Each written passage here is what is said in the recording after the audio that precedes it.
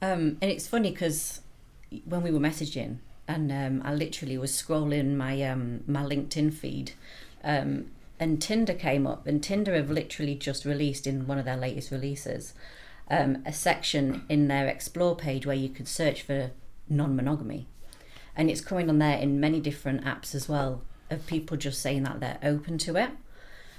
That's one side of it, but you've also got like your celebrities who are talking about, like, I think was it Carol Vorderman? Carol Vorderman, like, she talks about it openly, that she's got partners, and then she I think we've known for a long time we're heading in that direction. Is it? Yeah, I think everyone's kind of I look at things, yeah. I don't know if the internet has had a part to play in this, or accessibility to people has had a part to play in it. But you see that kind of traditional monogamy, marriage, still probably what the majority of people are working towards or whatever. It seems like that's being, I don't want to say attacked, but it's not where it was. It's definitely been questioned, because I've said this so many times on the pod. Obviously I love and all of this type of stuff, and I want the companionship and all this type of stuff, but I strongly and firmly believe that is not our natural state. It can't be. I believe that we're getting further and further and further away from it, but I don't know what the natural state looked like. All I know is, or all I feel is that we was one day as humans butt naked, walking around just doing our bit for the community and all of that, and then one day somebody just turned around and said, "This is mine." And then everyone looked around and said, "What are you talking about? What do you mean that's yours? It's everyone's. We're just out here we're just doing our thing, how we do it." Then somebody else turned around and said, "Well, do you know what? As you're doing that, then that's this one's mine." Yeah, exactly. And then you fast forward, 2,000, 3,000 years later, and it's like we're just You get what I'm saying? We're just seen as that. At the same time, when that's happening, everyone's also cheating on each other. Yes. So it's then you're thinking, are we meant to be doing this? Just two of us together, or is there something that's inside us that's meant to be like, oh, I want to do something different sometimes? And society's ended up saying, right, 2 people, you're together for the rest of your life, that's it. And that's what we've grown up. What does God have to say about this? Has anyone asked? No, as in on a biblical level, where are we at with this? I think I think it depends on who you ask. Yeah, I'm asking the Most High. Yeah. Because but everyone's got a different. I sin enough. Put it that way. Yeah. Now, I understand what society says about monogamy and the couples and Western society. I'm gonna go society. I don't think it's Western. In general, I think the Western world is moving us away from that. Personally, I think how major cities and all of that. If you go back home, it's one-on-one. Whereas it's in the Western world, I feel like it's more what's the word? Progressive. Yeah. Yeah. I don't think it's that progressive. Okay, well then you could be right, but let's look at what we would agree, or where we agree the motherland is. Would we say that in the majority parts of that motherland, that traditionally, and even still today, that it is like that? Yeah, everyone's cheating. No, but they're not though. But they might not be cheating. I want to get to that bit as well. Multiple. Mm-hmm. Wait, yeah, it's true. Do you understand what I'm saying? Roots, yeah, but anyway, to your point.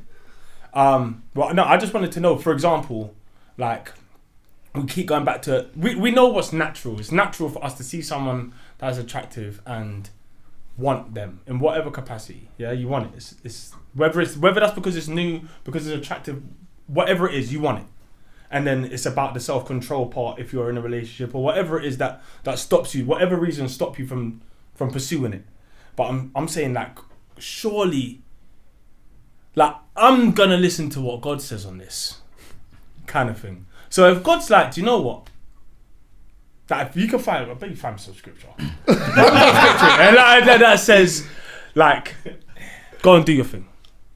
I think you'll be able to find it. If you look deep enough, you'll be able to find it. What is cheating in a non-monogamous world? Well, you could Yeah, say. so in non-monogamy, really, it's all about respect and consent and boundaries. So if we were out and we'd got like specific rules or things that we just, for example, we know people who don't like to kiss other people, but they'll happily play with other people.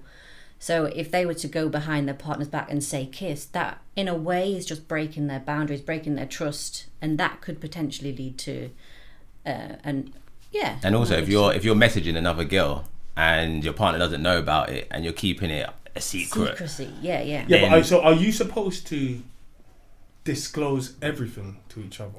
You don't have to disclose everything, but it depends what you've decided to disclose with each other. Can I ask, did this start as monogamy at any point?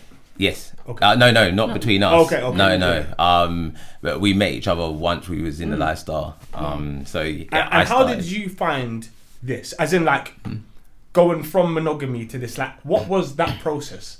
How like, did someone get caught cheating? Like, how does it go from there to there? Well, we got two different stories. Mine is, I was a single guy, normal. I think I was on Plenty of Fish. I think it was back in the day. Remember that one? Yeah. And started chatting to one girl, and then she said, "Oh, do you know about this site? You can meet people on there, blah blah blah." And I said, "No, I never heard of it."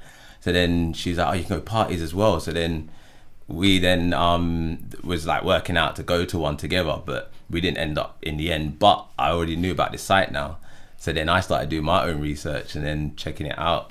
In the end, I went to a party and then started meeting other guys just like us. They're just there, and then we're chatting, and they say, "No, yeah, come to this place, come to that place."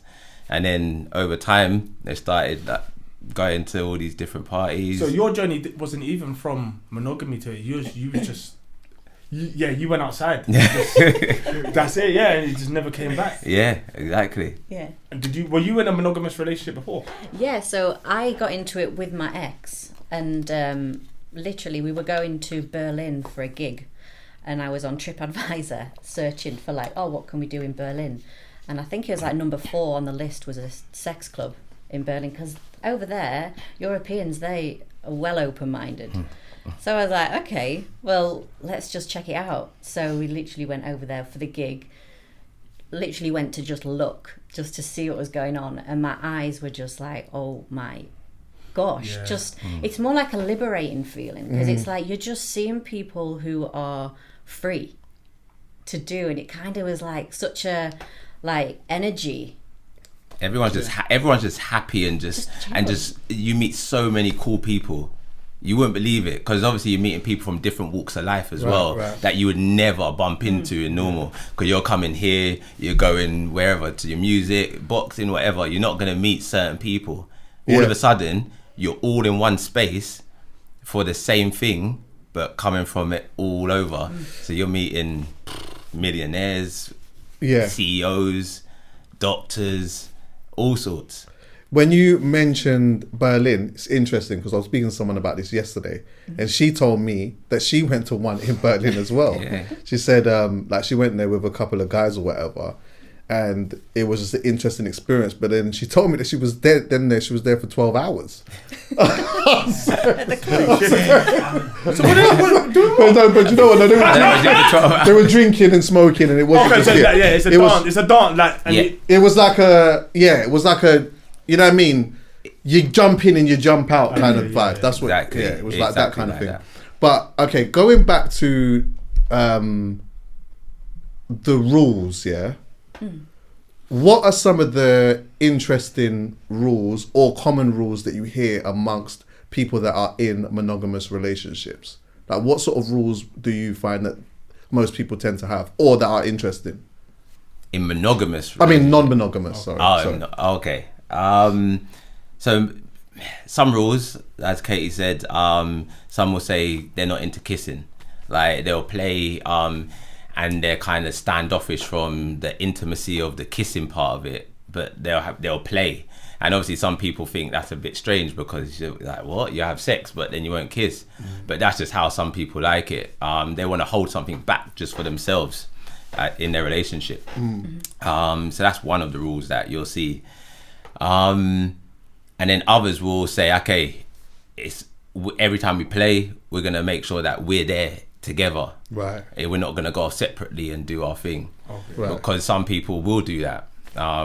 Like we'll do that. We'll be separate. Because then it's so many different dynamics. It's just crazy, like the amount of dynamics there are that you could go with this. What do you mean by dynamics? So you got couples that are voyeurs, so Right. or like cuckolds, or Got you. got hot wife, or you got Hot wife? What's that one? hot wife where the husband like just wants to see his wife with other people. Cuckold's the male equivalent. Is it? No, the cuckold is the same, but it's just that the guy is like just more like submissive to. Oh, okay. But the hot woman. wife one is more like the Don just kind of just he's